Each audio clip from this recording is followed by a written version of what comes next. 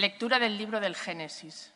En aquellos días, Dios sacó afuera a Abraham y le dijo: «Mira al cielo, cuenta las estrellas si puedes». Y añadió: «Así será tu descendencia». Abraham creyó al Señor y se lo contó en su haber. El Señor le dijo: «Yo soy el Señor, que te sacó de Ur de los Caldeos para darte en posesión esta tierra». Él replicó: «Señor Dios, ¿cómo sabré yo que voy a poseerla?». Respondió el Señor: «Tráeme una ternera de 3 años, una cabra de 3 años, un carnero de 3 años, una tórtola y un pichón».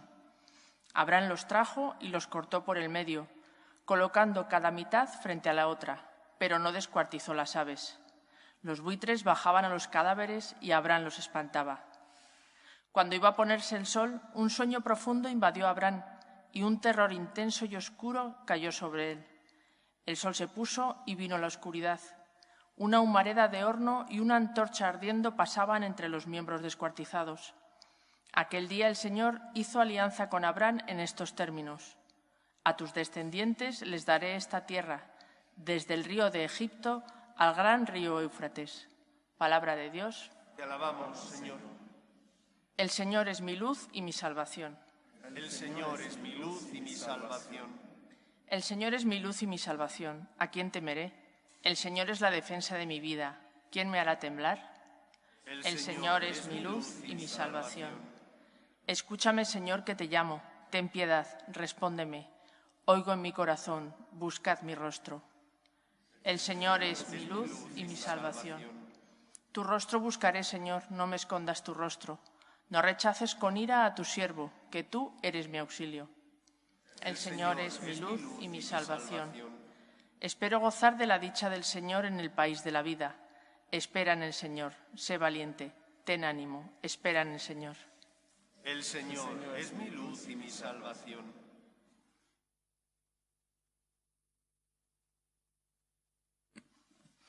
Lectura de la carta del apóstol San Pablo a los Filipenses.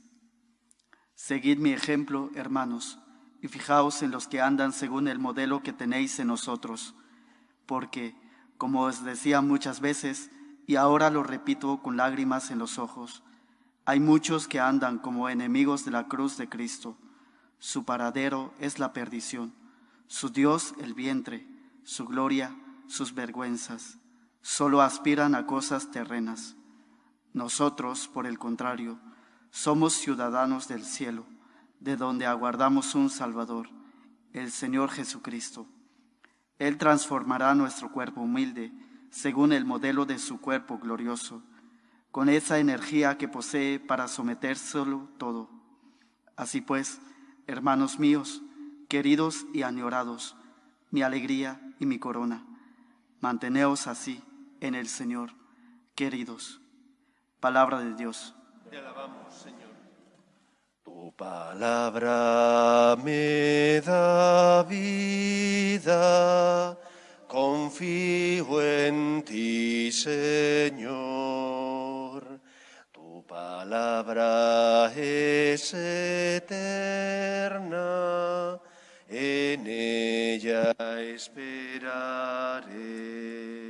El Señor esté con vosotros. Y con tu espíritu. Lectura del Santo Evangelio según San Lucas. Gloria a ti, Señor. En aquel tiempo Jesús cogió a Pedro, a Juan y a Santiago y subió a lo alto de la montaña para orar. Y mientras oraba, el aspecto de su rostro cambió, sus vestidos brillaban de blancos. De repente 2 hombres conversaban con él, eran Moisés y Elías, que apareciendo con gloria hablaban de su muerte, que iba a consumar en Jerusalén. Pedro y sus compañeros se caían de sueño, y espabilándose vieron su gloria y a los 2 hombres que estaban con él. Mientras estos se alejaban, dijo Pedro a Jesús: Maestro, qué bien se está aquí.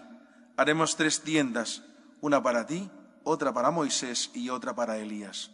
No sabía lo que decía. Todavía estaba hablando cuando llegó una nube que los cubrió. Se asustaron al entrar en la nube. Una voz desde la nube decía: Este es mi Hijo, el escogido, escuchadle. Cuando sonó la voz se encontró Jesús solo. Ellos guardaban silencio y por el momento no contaron a nadie nada de lo que habían visto. Palabra del Señor. Gloria a ti, Señor Jesús. Dice la Escritura que la muerte de Cristo en la cruz significó para los judíos un escándalo y para los romanos era una necedad. Que alguien siga a un crucificado para un romano es absurdo. Seguir a uno que ha fracasado no tiene sentido. Para un judío es un escándalo, puesto que la Escritura dice: maldito aquel que cuelgue de un árbol, que cuelgue de un madero. Y Cristo murió en un madero que es la cruz. Os comento esto porque he leído recientemente en La Pasión de Cristo, basada en las visiones de Catalina de Emmerich. No significa que sea dogma de fe, no tenemos por qué creer todo lo que ahí aparece, pero he leído algo que me ha parecido sugerente. Decía esta mística que el Señor se lleva a Pedro, a Santiago y a Juan al Tabor, porque después se los va a llevar, como así ocurrió, a Getsemaní. Y allí en Getsemaní, en el huerto de los olivos, mientras el resto de discípulos se queda en otro sitio, Él se lleva a estos tres. Y estos tres, que tienen que hacer oración, pero como dice la Escritura, se duermen de sueño, se caen rendidos por el cansancio, estos tres acompañan a Cristo en su momento más duro, que es el de la agonía. Y ven a Cristo como nunca nadie más le había visto. Ven el sufrimiento de Jesús, no por el sufrimiento físico que va a tener que padecer, sino el sufrimiento moral de Cristo ante los pecados que tiene que cargar sobre sus hombros, ante la ingratitud de aquellos que son la causa de que Él muera en la cruz para redimirlos.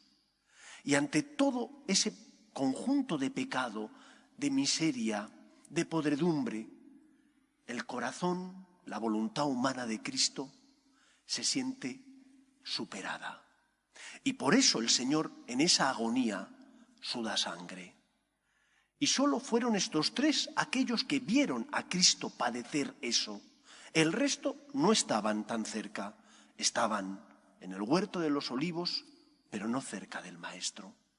Pero Pedro, Santiago y Juan sí que lo vieron, sí que sintieron y experimentaron la fragilidad de la humanidad del Hijo de Dios. Para nosotros esto a lo mejor no nos dice nada, pero vosotros imaginad lo que debieron sentir aquellos judíos, eran judíos, Pedro, Santiago y Juan, creían en el Todopoderoso, en el Señor. Y cuando van entendiendo que ese Todopoderoso es Dios Padre, Dios Hijo y Dios Espíritu Santo, y que Dios Padre envía a su Hijo al mundo, y su Hijo es débil, no porque conozca el pecado, sino es débil porque como hombre sufre el peso del pecado de todos los hombres. La agonía de Jesús debió significar para Pedro, Santiago y Juan un escándalo. Ellos creían en el Todopoderoso y ahora veían al Dios que creían todopoderoso sufrir, padecer la agonía, experimentar fragilidad, no por sus pecados, sino porque iba a cargar sobre sus hombros el pecado de todos los hombres, de toda la humanidad. Y además experimentaba la ingratitud, así lo vio porque el demonio lo hizo y le hizo ver las visiones de la ingratitud de los cristianos, la mala vida de tantos sacerdotes, de tantas personas que llevaban una vida doble, una vida por un lado aparentemente honesta, por otro una vida de pecado. Y todo eso Jesús lo vio y lo cargó sobre sus hombros, y todo eso entristeció mucho su corazón. Y por eso el Señor, según esta mística, se lleva a Santiago, a Pedro y a Juan, porque van a ver la flaqueza de Dios, la debilidad del Hijo de Dios, de aquel que sin dejar de ser Dios, asumió nuestra condición humana.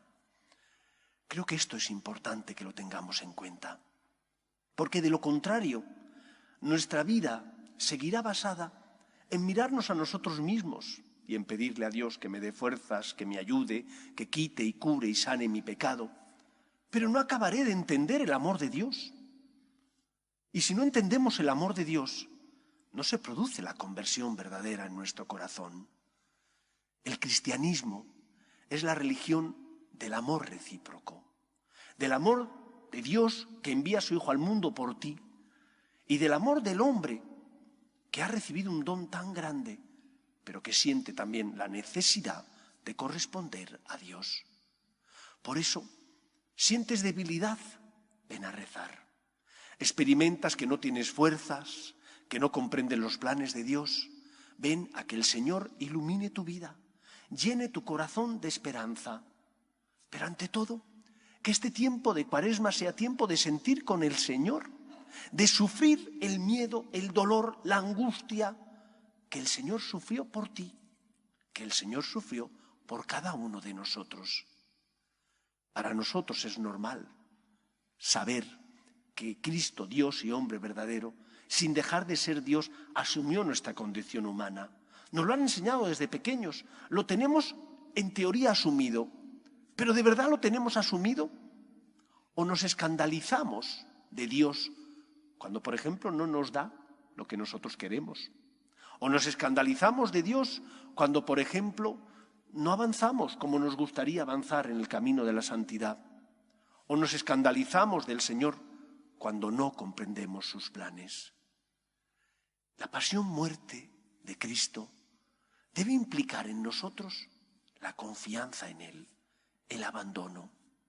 Porque Cristo lo dio todo por nosotros, nos dio muestras de su amor y por lo tanto tenemos que confiar que si Él entregó su vida por nosotros, no habrá nada que nos pueda separar del amor de Dios.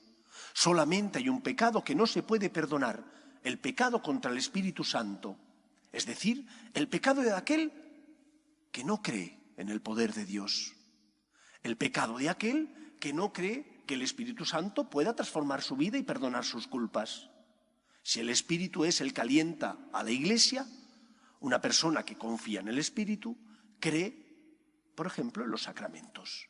Se confiesa con frecuencia, estando en gracia de Dios comulga, hace oración, se acerca al Señor para que Él cure y sane sus heridas. El que no cree en el Espíritu Santo no cree en la Iglesia y por lo tanto no cree en los sacramentos.